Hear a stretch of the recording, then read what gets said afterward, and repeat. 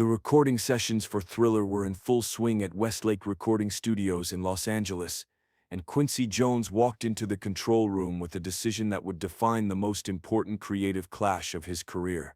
He looked at Michael Jackson, 23 years old and burning with ambition, and said something that Michael absolutely did not want to hear. "Billie Jean doesn't belong on this album. It's too dark, it's not danceable, and it doesn't fit." Michael had been working on Billie Jean obsessively for weeks, recording the bass line over and over, convinced this song was special, convinced this song would be the heartbeat of the album. And now his producer, the man he trusted more than anyone in the music industry, was telling him to cut it.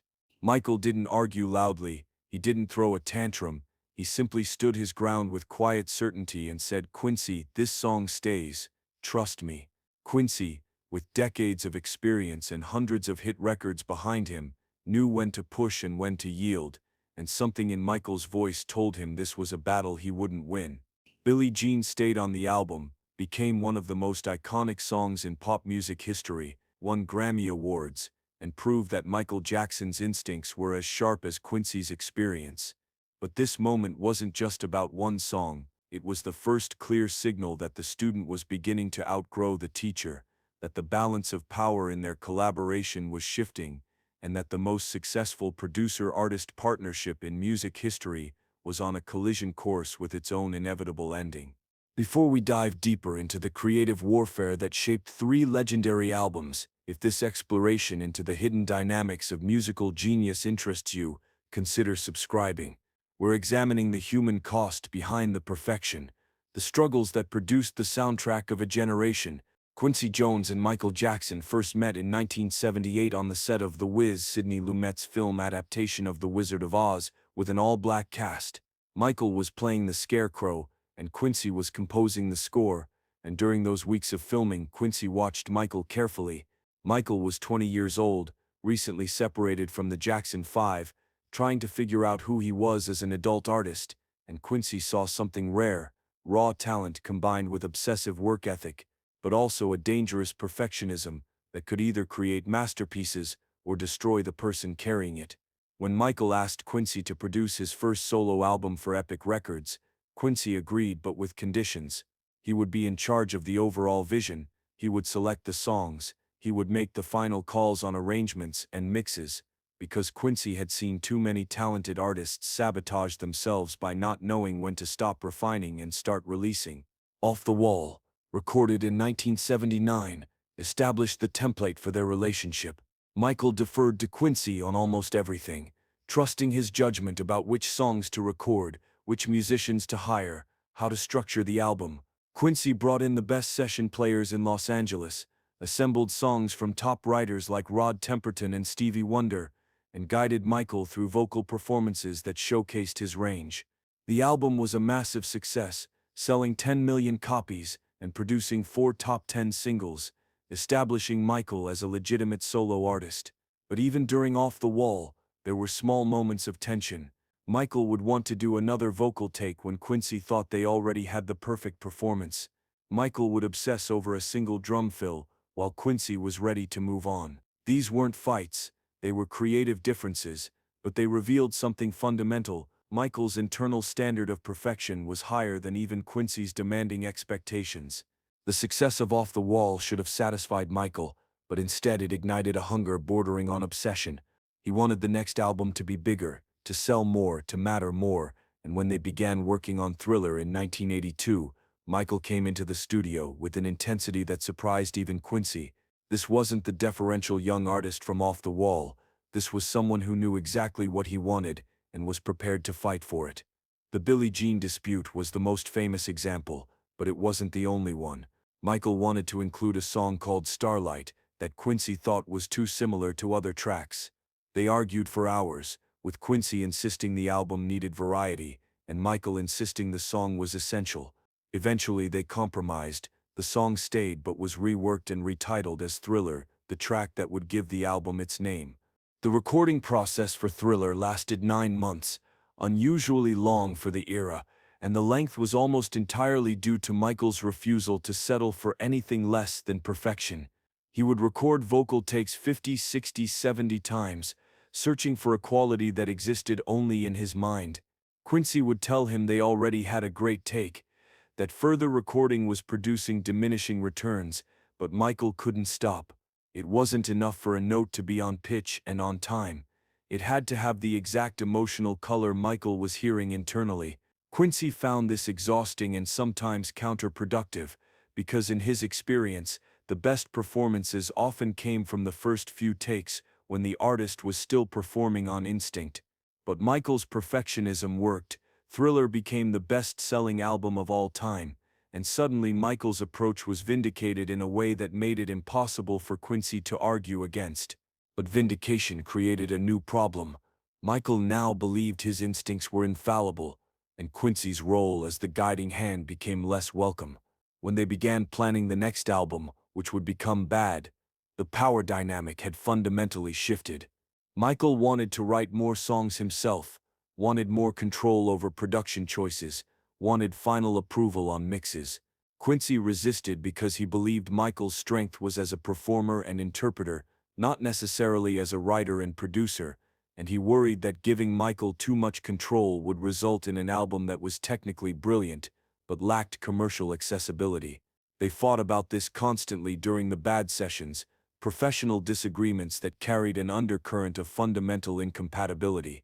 The tension during Bad wasn't just about creative control, it was about identity and legacy. Quincy was 54 years old and had already worked with Frank Sinatra, Ray Charles, Count Basie, and dozens of other legends. He had nothing left to prove, and his reputation was secure. But Michael was 28 years old, at the peak of his fame, and desperate to prove that Thriller wasn't a fluke, that he could sustain that level of success. This desperation made Michael difficult to work with, constantly second-guessing decisions, endlessly revising, unable to trust the process that had worked twice before. Quincy found himself in an impossible position. If he pushed back too hard, Michael would resent him, but if he gave Michael free rein, the album might suffer. Bad was released in 1987, and by conventional standards, it was a huge success. It produced 5 #1 singles, sold 35 million copies worldwide, and the accompanying world tour was the highest-grossing tour of the decade. But Bad wasn't Thriller, and everyone knew it.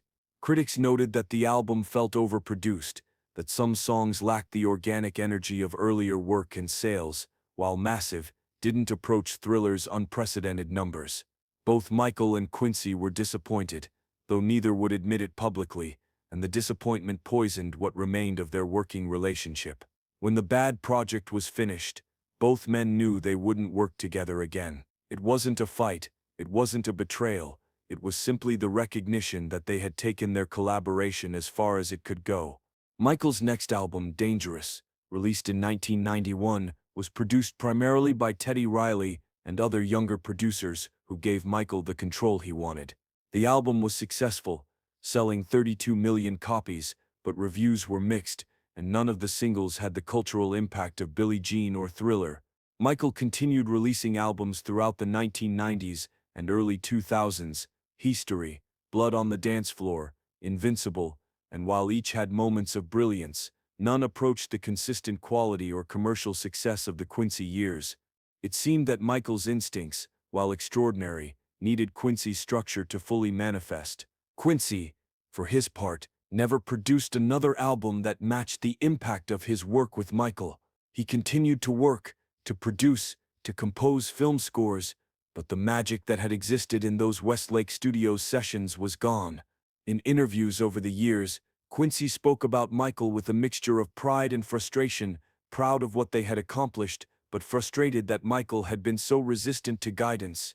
When Michael died in 2009, Quincy was devastated, and in the days following, he spoke about Michael as a musical genius who had been damaged by fame and isolation. The question that haunted both men, though neither would say it directly, was whether they needed each other more than either wanted to admit.